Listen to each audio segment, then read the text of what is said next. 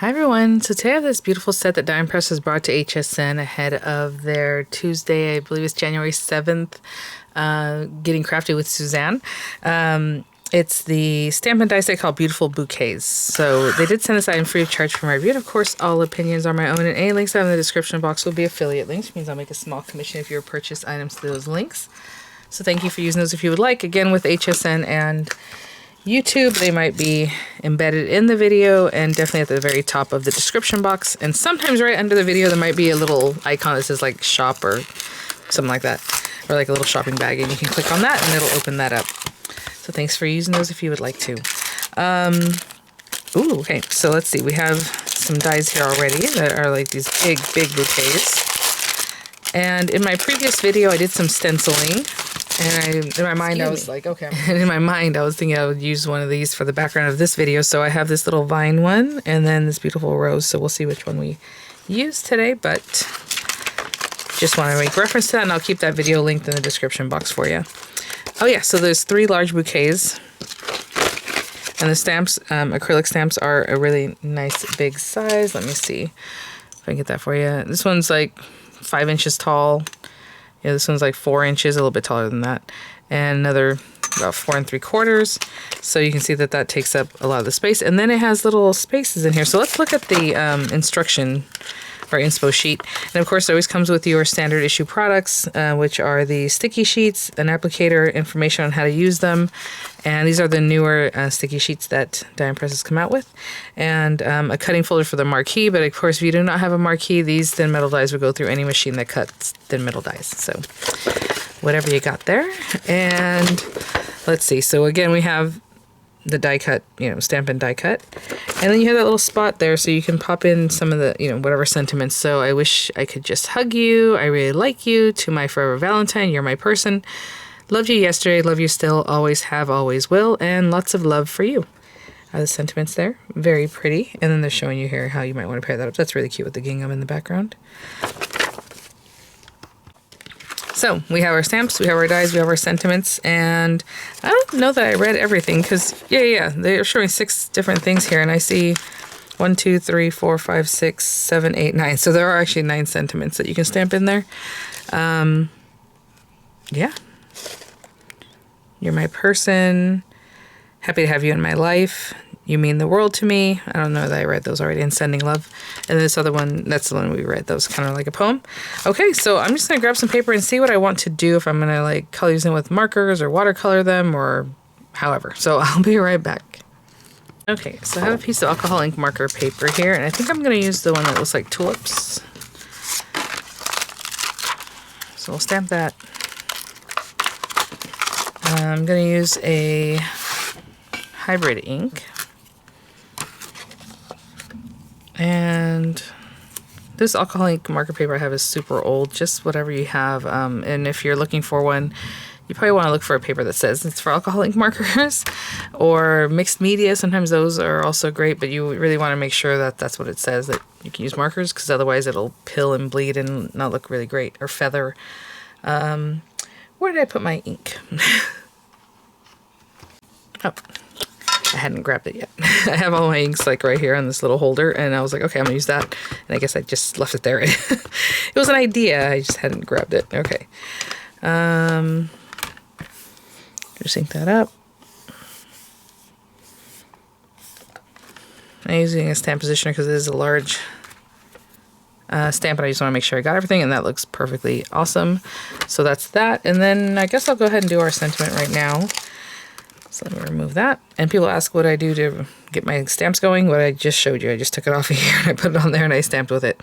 That's about it. Let's see. I wish you're my person. Maybe sending love.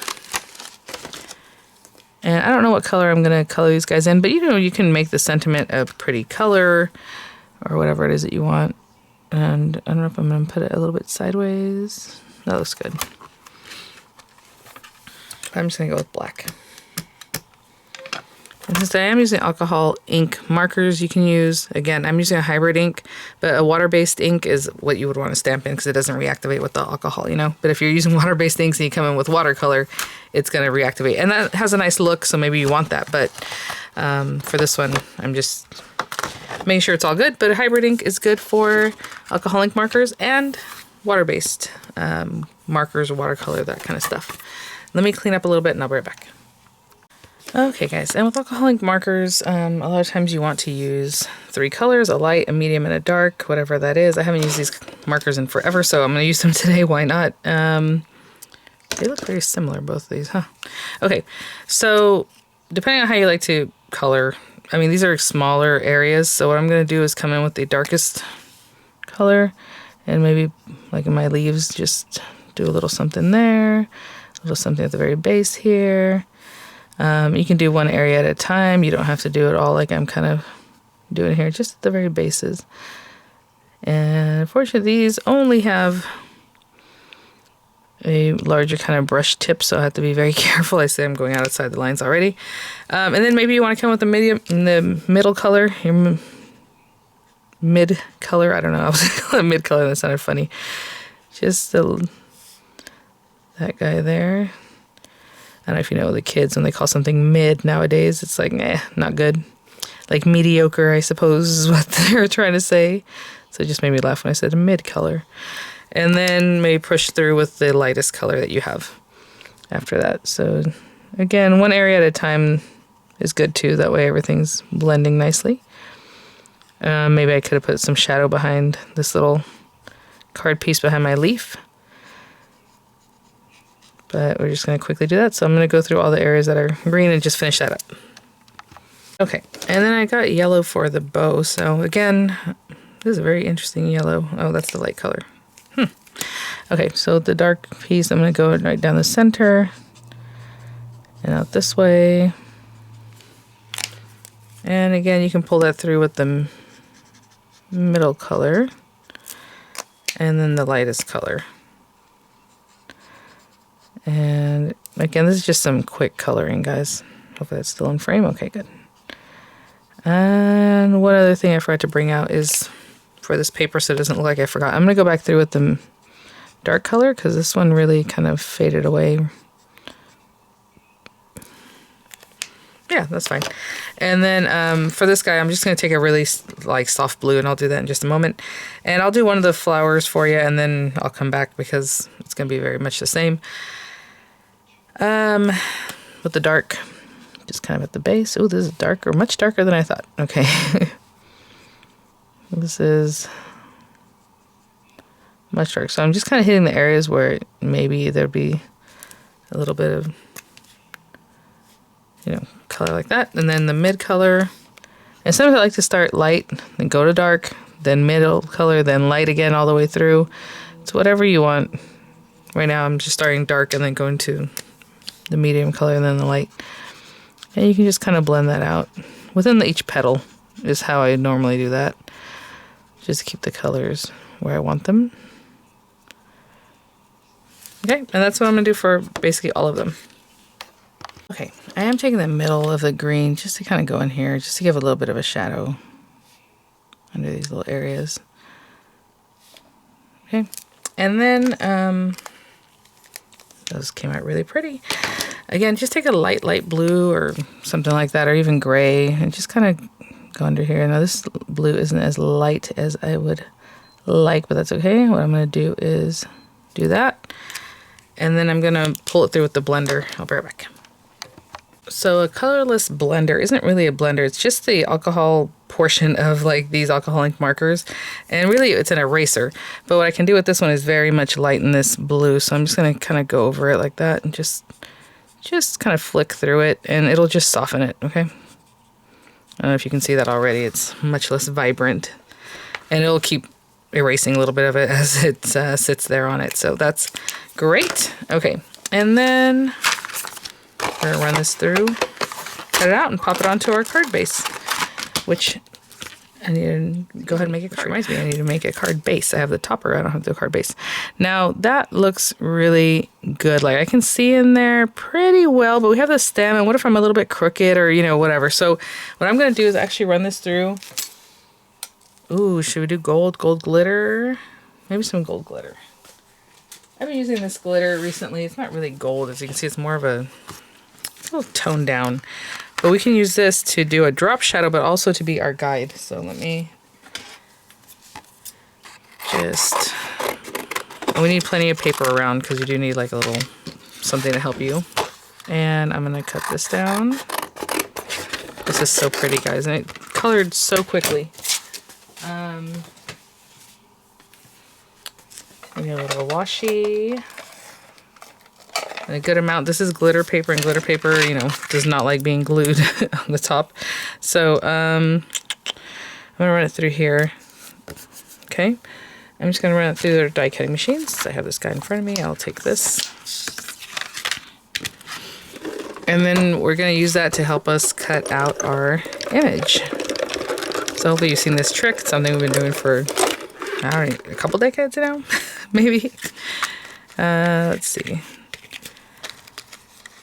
This all started back in the day when we'd have these dies that you couldn't see through because they were like a flat metal, and if you wanted to, you know, cut out your project, you needed to come up with something. So it's just a really old tip. So don't take it off, just hinge it open here. And I show this as often as I can because I don't know where everyone is in their crafting journey. And maybe you're new here to the channel, maybe you haven't seen this before. But either way, look at that. So we're framing that out really nicely. Okay, pop it down, make sure it's right back where it came out of, right? Add another piece of tape or 2 or 3 or whatever. But there you go. So carry it very carefully if you're just adding one more piece of tape. And I'm still going to kind of hold it taut as I get it going through the machine, just so it doesn't shift, or it doesn't shift much. And now I have a pretty drop shadow. And this guy should be cut out pretty much on the money. Now let's remove this carefully.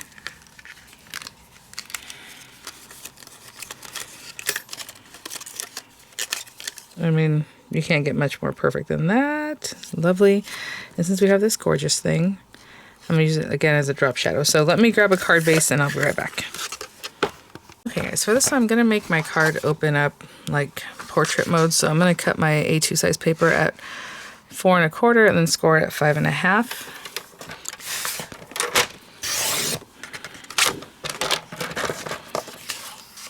5 1/2.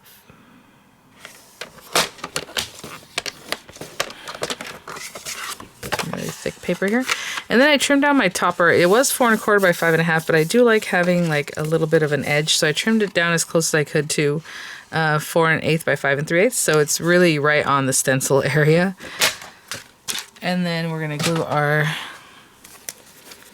beautiful bouquet together.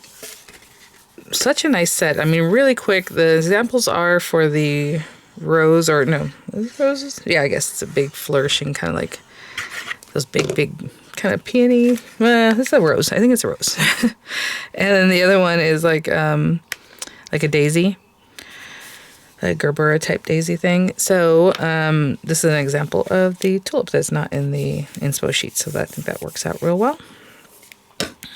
And then let's see where we want this. And I love that the sentiment's already there. So like everything just worked up really, really quickly. Ooh, that looks nice. And it gives a little bit of differentiation from the green in the background. That's not the same as the green on the leaves. So let's see if we want it that way or do we want it like this way. Oh, both ways look so pretty. I think I'm going to put it on the back side. So over to the left here is what I'm looking at. And then I'm just going to glue it down. I mean, you can put it on dimensionals. You can do whatever you like. I know a lot of times people want me to make things that are flat so that they're easily sent and don't cost more possibly in postage. And so I'm just going to make it flat today. So there's that. And while I'm holding that together, I might as well hold it onto my card also. So again, just glue on there.